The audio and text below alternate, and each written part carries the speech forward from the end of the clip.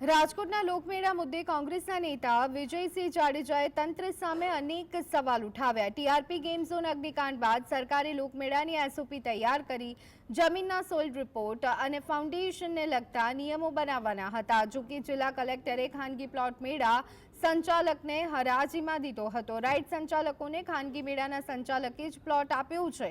એસઓપીનું પાલન થવું જોઈએ, જે વર્તમાન સમયમાં નથી થઈ રહ્યું। રાજકોટના ગેમ ઝોન થયા પછી સરકાર અને કલેક્ટર સાહેબની કડક સૂચના હતી કે લોકમેળામાં કડક નિયમ જે હોવા જોઈએ એના માટે એસઓપી જાહેર કરેલી હતી। એ એસઓપીમાં ફાઉન્ડેશન ફરજિયાત હતું।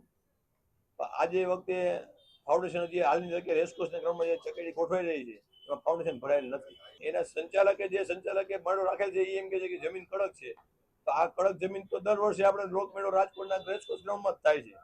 તો સરકારશ્રીને આ એસઓપીમાં જાહેર કરી ત્યારે ખબર હતી કે જમીન કડક છે, તો ફાઉન્ડેશન વિનાની રાખી હોત તો જાહેર જનતાને કીધું હોત કે ભાઈ આ ફાઉન્ડેશન વગર છે તો સરકારને રૂપિયા વધુ આવત હરાજીમાં।